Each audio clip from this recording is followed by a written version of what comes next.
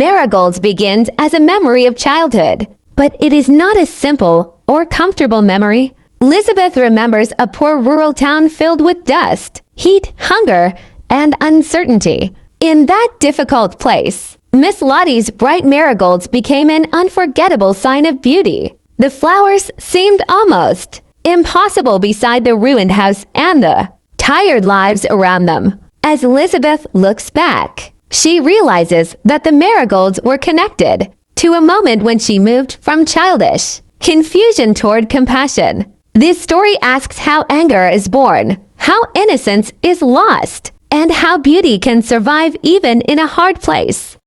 Lizabeth's childhood world is shaped by poverty and a long feeling of waiting. The adults hope for work and the chance to provide for their families, but the promised prosperity never seems to arrive. The children are not fully aware of the social forces around them, yet they feel the consequences in their daily lives. Their community has little entertainment, few resources, and almost no escape from the dust and heat. Because they are young, their frustration often appears as games, teasing, and restless movement. The story shows how children can carry emotions they do not yet have the words to explain.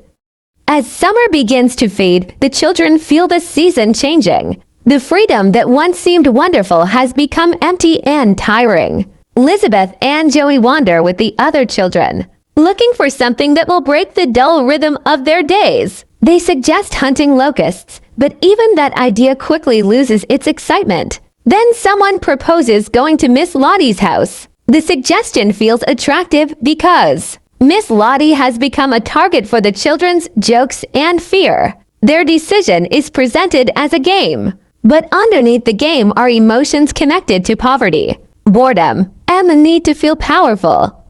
Miss Lottie's home appears to the children as the most damaged house in the neighborhood. Its walls, yard, and surroundings seem to reflect years of hardship. Her son, John Burke, sits outside in a strange silence, adding to the children's fear. They invent stories about Miss Lottie and imagine her as a witch because they do not understand her life. Their fear is partly real, but it is also shaped by childish imagination and the desire to make an isolated woman seem less human. The children stop seeing Miss Lottie as a person and begin treating her as a character in their private game. The marigolds are the strongest contrast in the story. Everything around them suggests decay, but the flowers are vivid, carefully tended, and full of life. Miss Lottie works throughout the summer to weed and cultivate them, even though her house and her family seem to be falling apart. To the children, the flowers are almost too beautiful for the place where they grow. They do not yet understand that Miss Lottie is creating order and dignity in a life filled with difficulty. The flowers represent her refusal to surrender completely to poverty, loneliness, and despair. The children's visit becomes cruel when Joey suggests throwing stones at the marigolds. They hide near the road and treat the attack as entertainment. Miss Lottie hears the noise and comes out angrily, but her anger only encourages the children to tease her more. Lizabeth is torn between wanting to join the group and sensing that the act is wrong. She pretends to be brave and participates in the destruction. Her behavior shows how easily a child can turn private frustration into public cruelty when surrounded by others who are laughing and cheering.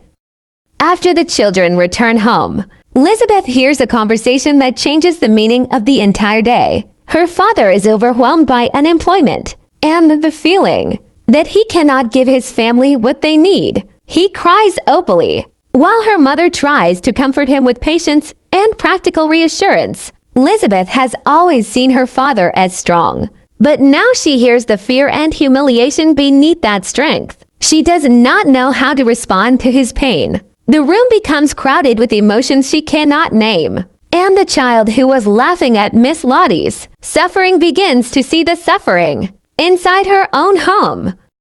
Unable to sleep after hearing her father's tears, Lizabeth wakes Joey and leaves the house before dawn. She runs toward Miss Lottie's yard as if she is being pulled by an impulse stronger than reason. The emotions of the summer poverty, fear, anger, confusion, and the need for her mother combine inside her.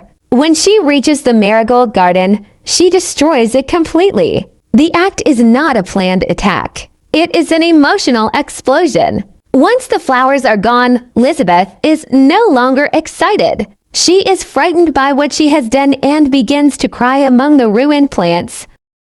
When Lizabeth looks up, she sees Miss Lottie as she truly is. The old woman is not a witch or a monster, but a tired human being with a worn body and a history of pain. Her marigolds were not decorations. They were an act of courage and care. Lizabeth suddenly understands that she has destroyed something Miss Lottie created to make life bearable. She cannot explain her feelings, apologize properly, or undo the damage. Nevertheless, the moment changes her forever. She realizes that innocence is not only being unaware of evil, it can also mean failing to see the value and pain beneath the surface of another person's life.